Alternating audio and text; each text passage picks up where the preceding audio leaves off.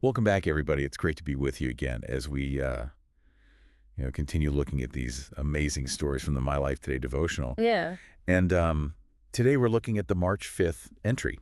Okay. This story of these, three Hebrew young men. Yeah. And that infamous fiery furnace. Right. Yeah, I always get chills just thinking about it. It's one of those stories that really just sticks with you. It really does. It's a testament to their faith and their courage. For sure, especially for us as believers. Yeah. Yeah. And what really gets me about this story is it's not just some kind of, abstract idea of faith. Yeah. These guys are facing a real dilemma. And a very real dilemma. King Nebuchadnezzar, this, incredibly powerful ruler, Right. is demanding that absolutely everyone bows down to this giant golden image. It's a great one. And if you refuse, well, there's a fiery furnace with your name on it. That's a tough spot.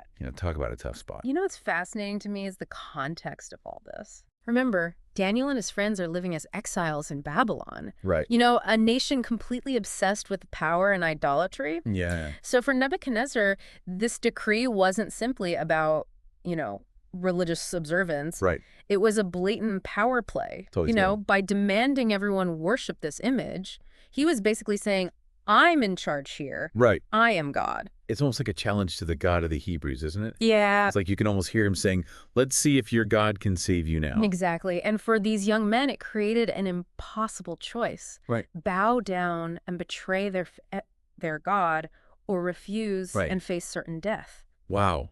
And yet they don't even hesitate. I know, it's incredible. In Daniel chapter 3, verses 17 and 18, yes, they say, if it be so, our God whom we serve is able to deliver us from the burning fiery furnace, and he will deliver us out of thine hand, O king. Wow. But if not, be it known unto thee, O king, that we will not serve thy gods, Right. nor worship the golden image which thou hast set up. It's powerful. But if not, yes, those words are so powerful, so defiant. I know that statement has echoed through the centuries, hasn't it?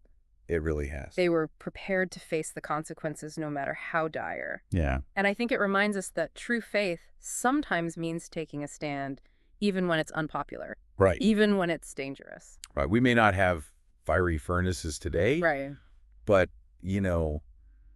there are so many pressures to conform. Oh, yeah. To compromise our beliefs. Absolutely. It could be at work, at school, even within our own families. It's true. The world has its own set of idols. It does. It tells us to worship success, money, popularity. For sure. And just like those three young men, we're often faced with that choice. Yeah.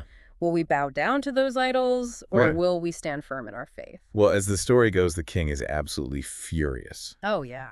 He orders the furnace heated 7 times hotter than usual. Wow.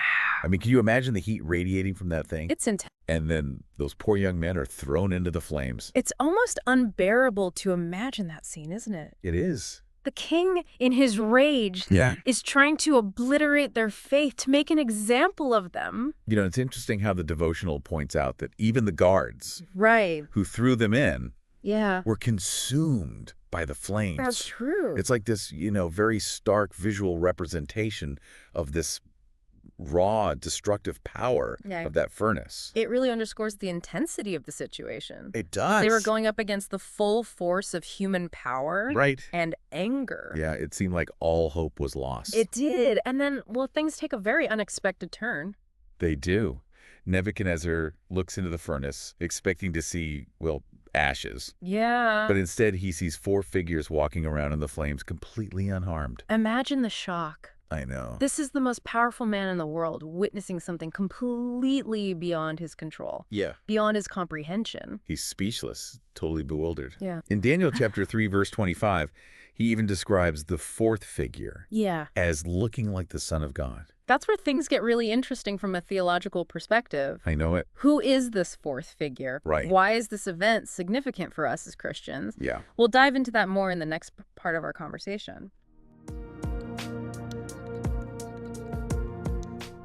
It's really fascinating to think about that 4th figure in the flames. It is. For centuries, theologians have pondered the meaning of this whole event. Right. Some see it as an early appearance of Jesus, a manifestation of God's presence. Right. Others interpret it as an angel specifically sent to protect those faithful young men. Yeah, it's definitely a mystery. Yeah. But regardless of, the exact interpretation, Right. it points to this really powerful truth. Yeah.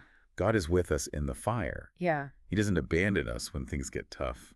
Absolutely. And it makes me think about how we as believers experience that presence today. Yeah. You know, we may not face literal fiery furnaces, but we all go through those trials and challenges. Yeah. Times when we feel the heat, Yeah. the pressure to compromise, to give in. Like when you're asked to work on the Sabbath, for example. Exactly. Or when you're surrounded by people who don't share your values. Yeah. Who maybe even, mock your faith. It's true. It's like a different kind of fire, isn't it? It is. A test of your commitment. For sure. Yeah. And it's in those moments, those fiery trials, that we need to remember the example of those 3 Hebrew young men. Right. They stood firm, even when it seemed like all hope was lost. Absolutely. And because of their unwavering faith, God showed up He did. in this really spectacular way. Yeah, it's a powerful reminder that God can use even the most difficult situations for good. He can. You know, those young men could have easily compromised just to save themselves, Right. but they didn't. And their faithfulness became a testimony not just to their own belief, Right. but to the power of God. I think it's so interesting how even Nebuchadnezzar, this, proud, powerful king, I know. was forced to acknowledge God's power. He had to. He had thrown those young men into the flames, fully expecting them to be destroyed. Right.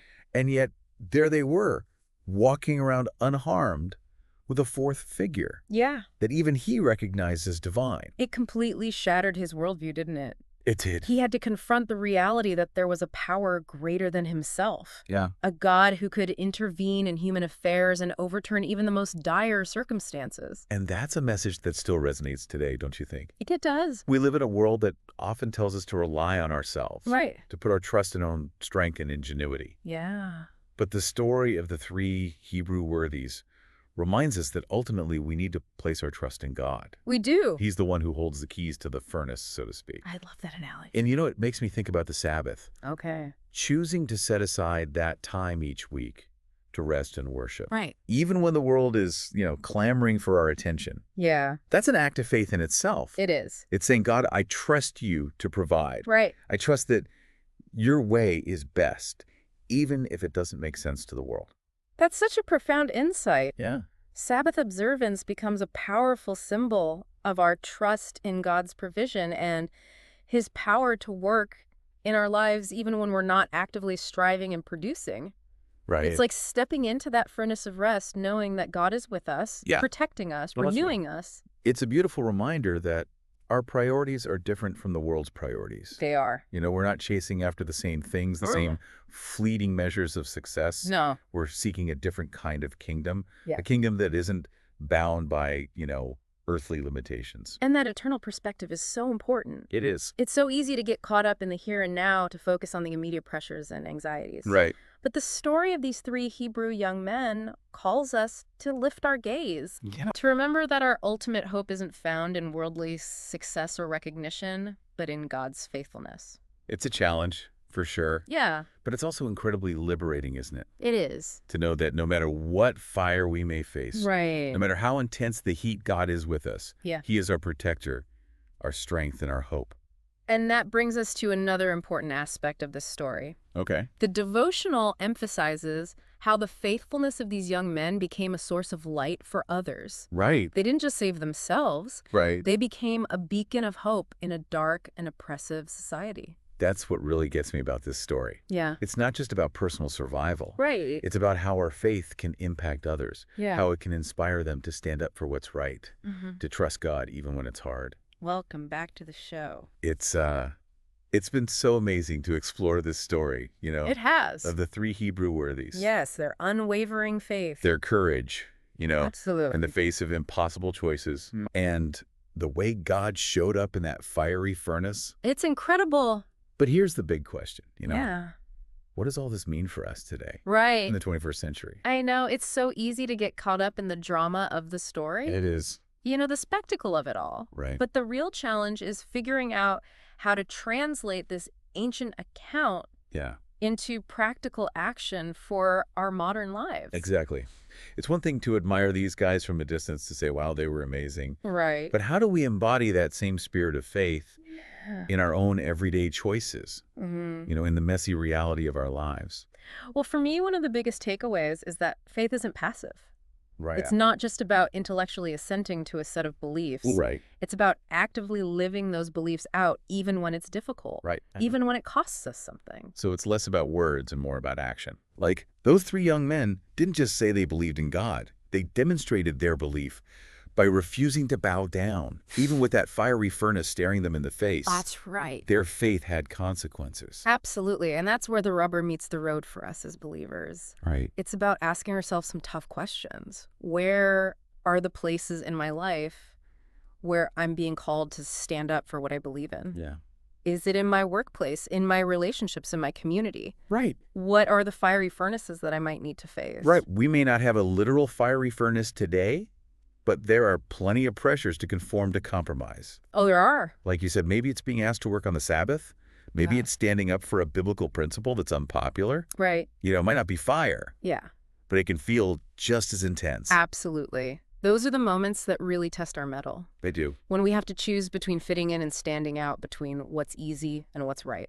And, it's in those moments that the example of those three young men becomes so powerful. Yes. They didn't waver. They didn't try to cut deals. Right. They held firm to their faith even when it seemed like all hope was lost. And because of their faithfulness, God showed up in such a spectacular way. He did. Not only were they saved, but their story became a testament to God's power, Yes. a beacon of hope in that oppressive Babylonian society. That's what always strikes me about this account. Yeah. It's not just about personal deliverance. It's Right. about how our faithfulness can have a ripple effect, Right. impacting others in ways we may never fully comprehend. Yeah. Do you remember that quote from the devotional? Yes.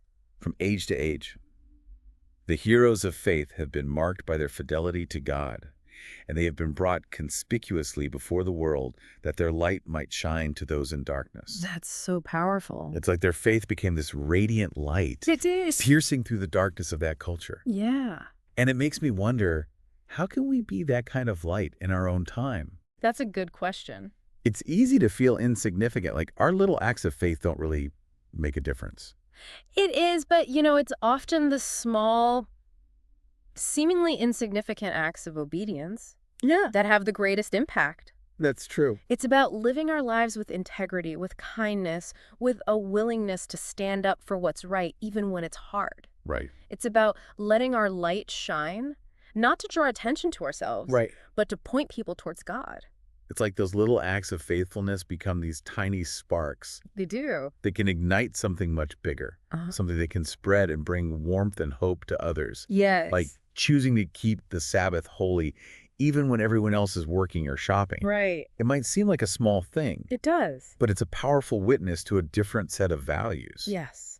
a different way of life. It's a beautiful picture, those small sparks of faith multiplying and illuminating the world around us. They are. And the more we lean into those acts of obedience, the more we'll experience the reality of God's presence with us, just like those three young men in the furnace. It's like a reminder that we're not in this alone. We're not. God is with us in the fire, in the challenges, Yeah. in those moments when we choose to stand firm in our faith. Yes. And through our faithfulness, He can do amazing things, He can. not just in our own lives, Right. but in the lives of those around us. That's a powerful thought to leave our listeners with. It is. What choices can we make today, however small, Right. that will reflect our commitment to God Yeah, and inspire others to do the same? for sure. How can we, in our own unique circumstances, be those heroes of faith, Right. those beacons of light in a world that desperately needs it? It's a challenge worth embracing. It is. And as always, thank you for joining us on this incredible journey of exploring faith Yeah. and finding inspiration in these timeless stories. Hit subscribe and turn on notifications.